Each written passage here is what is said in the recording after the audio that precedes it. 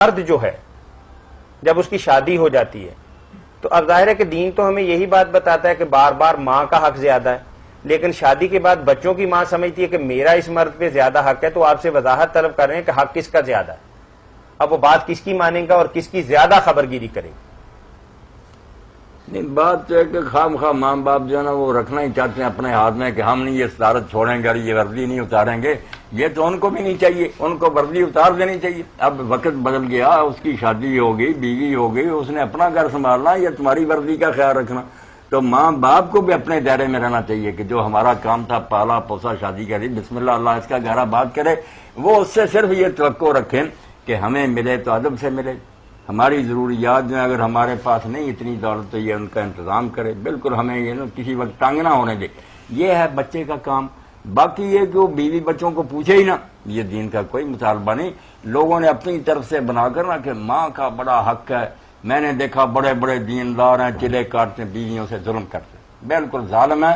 ماں نہیں انہیں چھڑائے گی، اللہ پکڑ لے گا. یہ دوسرے کی بچی لائے تھے، کیا سلوک کیا اسے؟ بالکل رسالہ جو میں نے پہلے بھی بتایا تھا، مولانا اشرف علی تھانوی رحمۃ اللہ نے بہشتی زیور کے آخر میں لگوا دیا. وہ فوٹو اسٹیٹ کر کے تقسیم کرنا چاہیے. اس مسئلے میں علماء نے بہت گھپلا پیدا کر دیا. ماں کر کے بچیوں کے ساتھ ظلم کر رہے ہیں. ماں کا کوئی حق نہیں سوائے اس کے کہ خرچہ دے اس کو. اگر ان کے پاس خرچہ نہیں ملے تو محبت سے ملے، بالکل چھوڑنا دے، جاتا آتا رہے. علیحدہ بیوی رہنا چاہے تو یہ اس کا مطالبہ 100% درست ہے، کوئی اس پر عمل نہیں کر سکتا.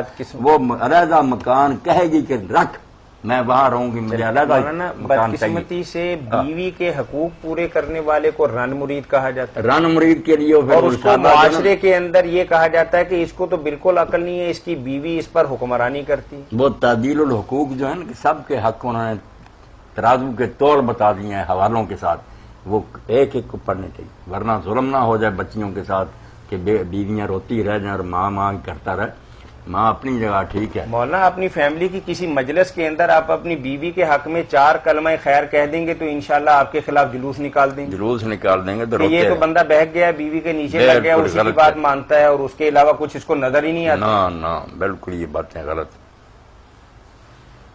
تو آپ نے دوسرا سوال ان کا یہ تھا کہ اگر ماں باپ کہتے ہیں کہ زبردستی ہمارے ساتھ ہی رہو، الگ نہیں ہونا، بچہ ماں باپ کے حقوق بھی پورا کرتا ہے لیکن والدین اس کو اپنے سے جدا نہیں کرنا چاہتے بیوی بچے ہونے کے باوجود بھی، تو اس حالت میں شریعت کوئی ان کو یہ حق نہیں دیتی.